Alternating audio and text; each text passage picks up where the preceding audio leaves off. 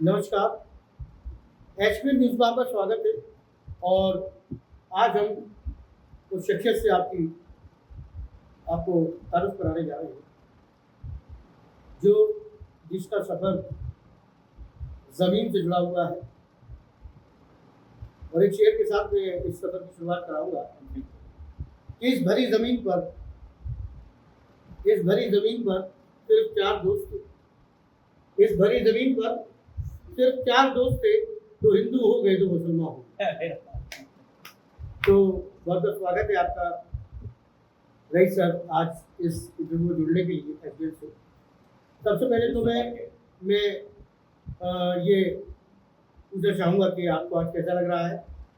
आज ऐसा है, ये जो वक्त होता है, एक ऐसा वक्त होता है कि सभी को एक अच्छा महसूस होता है, और वो भी अगर हमारे साथ जो है विशाल नारायण शर्मा जी हों तो और बेहतर हो गया।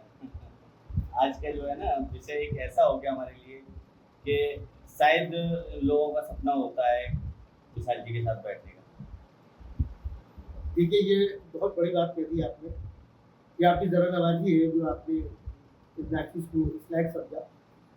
मैं उस जिस सफ़र को आपने यहाँ गोंडा रोड से शुरू किया है, इसकी तंग गलियों से आपने निकलकर बॉलीवुड का जो सफ़र आपने तय किया, मैं उस सफ़र के बारे में कुछ तफसील से कहना चाहूँगा। सर भाई, मैं आपको बता दूं, मैं एक मुस्लिम मतलब धर्म से हूँ, और मैं जिस क्षेत्र में रहता हूँ एक अलग ही क्षेत्र है।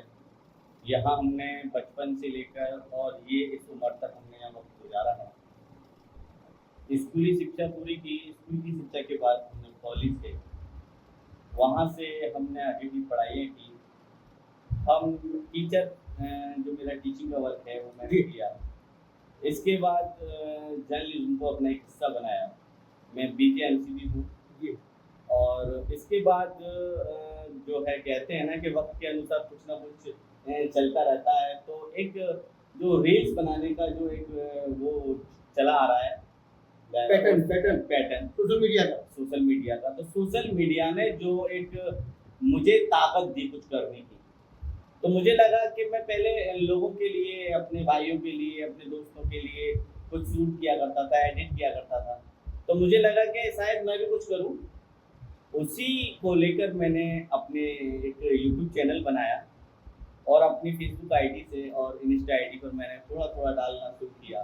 लेकिन मैं अगर गलत नहीं हूँ तो वालिद साहब का शेर है कि बेखुदी बेसबब नहीं गाले, कुछ तो है जिसकी पर्दा है।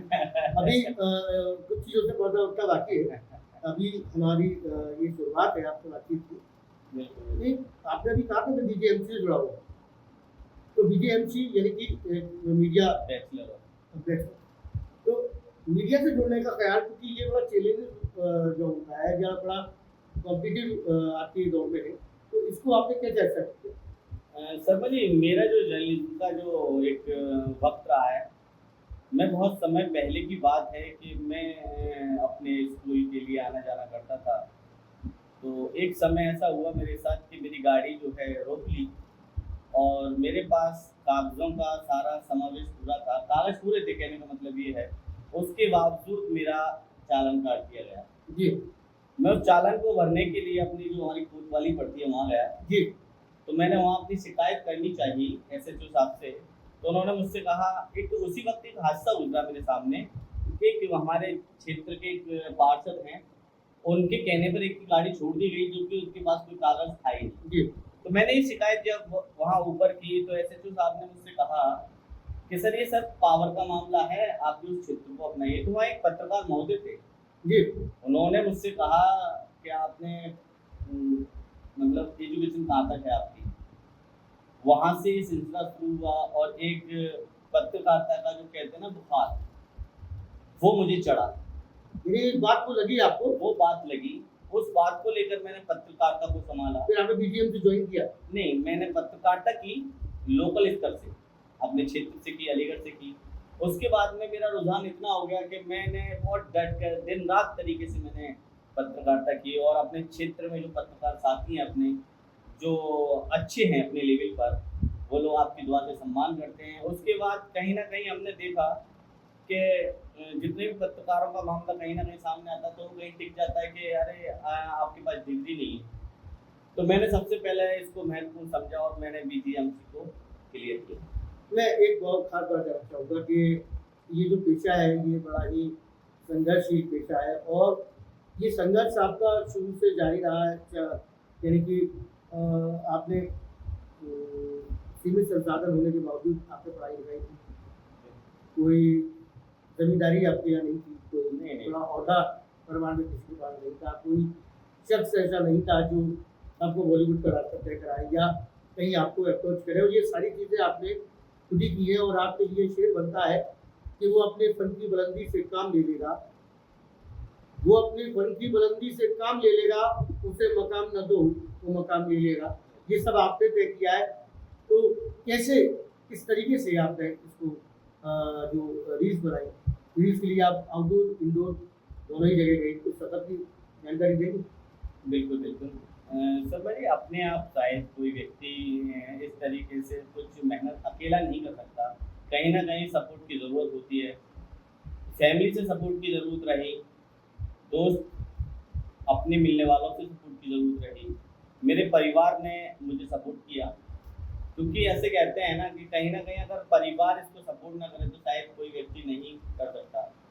तो अगर मैं परिवार की बात करूँगा तो मेरे एक भाई निजी सवाल पूछ सकता हूँ? जी, आप बताना चाहें बता सकते हैं, नहीं तो नहीं भी बता सकते कि हर सफल व्यक्ति के पीछे मेहनत का हाथ होता है, तो कुछ आपके साथ ये सब हुआ? हाँ हाँ, मैं वही बताना चाहता हूँ कि जब रील्स का मामला आया तो मैं मैरिड हूँ जी, और हमारी जो वाइफ हैं उन्होंने मुझे इस चीज़ के लिए उत्साह किया, मुझे मतलब मुझे हौसला अफजाई की मेरी कि आप जो है ना जब इसमें कर रहे हो ना थोड़ा आगे बढ़ो।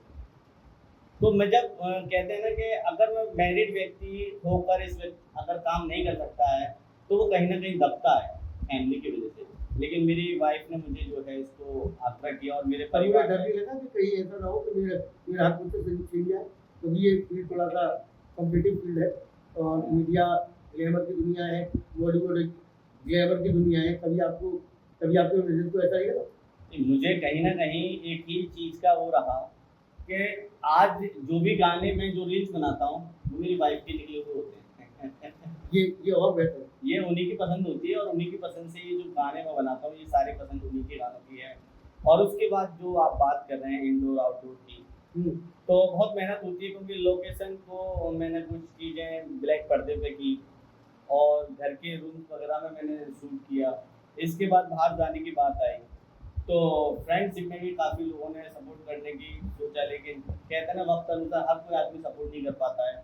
तो उस बीच हमारे एक दोस्त हैं जीशान सैफी जी, उन्होंने मुझे आउटडोर इंडोर के लिए जो और अंदर मतलब अगर मैं सिटी में करता हूँ तब और मैं बाहर करता हूँ तब, और एक हमारे दोस्त हैं नीरज कैप्टन जिन्होंने कैमरा जो है संभाला।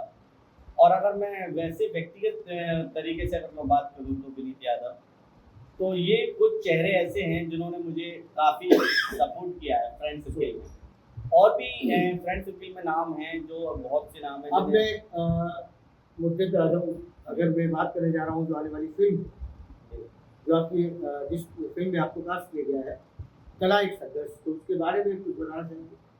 कला एक संघर्ष एक सस्पेंस थ्रिल जो मूवी है, ये हॉरर मूवी है जो हमारे जो डायरेक्टर हैं इसके निर्माता अली रॉय सर और मैम है इसमें सपना सिंह, इन्हों की एक कहानी है इसमें जो इन्होंने बॉलीवुड की बड़ी मूवी है जिसमें बहुत बड़े बड़े दिग्गज कलाकार स्टार कास्ट है। हाँ स्टार कास्ट है इसमें काम करने वाले हैं। उन्होंने कहीं ना कहीं अपनी मूवी के लिए ऐसी एक जगह मेरे लिए सोची कि उन्होंने मेरे पास कॉल किया और मुझे हाँ की मैंने, और उन्होंने मैं उनके लिए बहुत बहुत थैंकफुल हूँ क्योंकि उन्होंने मुझसे एक वादा किया था कि कहीं ना कहीं मैंने जब उनसे रिक्वेस्ट की थी कि सर मेरे लिए कुछ अपनी मूवी में देख लीजिएगा, मैं रील्स भेजता था उन्हें और अपने दिखाता भी था अपना काम। तो उसी समय सर ने मुझसे एक वादा किया था अलीवा सर ने कि मैं जब कोई बड़ा काम करूँगा ना रईस भाई तो आपको ज़रूर याद करूँगा। तो आज मैं अली रॉय सर का और सपना मैम का बहुत बहुत शुक्रगुजार हूँ, थैंकफुल हूँ कि उन्होंने मुझे जो है अपनी मूवी के लिए चुना।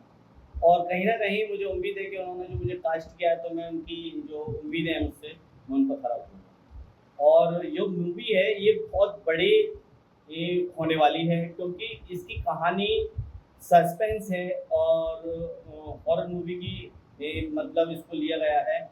और इसमें डांस, सिंगिंग, एक्टिंग सभी का बहुत अच्छा मिश्रण है और कहानी बहुत अच्छी होने वाली है। कला एक संघर्ष है, क्योंकि नाम भी आप समझते होंगे कि आदमी में जब कला होगी, तो कला के लिए संघर्ष भी करना पड़ता है। और ज़ाहिर-सी बात है कि तीनों का जो समावेश है बहुत एक अलग है। अगर मैं कहूँ कि 100 साल नरगिस अपनी बेलूरी पर रोती है, 100 साल नरगिस अपनी बेलूरी पर रोती है, बहुत मुश्किल से पैदा होता है चमन में दिलावर ऐसा। बहुत बहुत शुक्रिया, आज आपने जो अपने अनुभव हमें साझा किए और ख़ास तौर से अपनी व्यक्तिगत ज़िंदगी, अपने संघर्ष के सफ़र को आपने हमसे साझा किया। साथ ही ये कला एक संघर्ष जो मूवी, जो स्टारकास्ट मूवी है, बड़ी स्टारकास्ट है, बॉलीवुड की मूवी है और आपने शहर अलीगढ़ का नाम रोशन किया और आगे भी आप इस शहर का नाम रोशन करते रहेंगे ऐसी इन्हीं सब उम्मीदों के साथ। बहुत बहुत शुक्रिया आपका आज एक थैंक यू।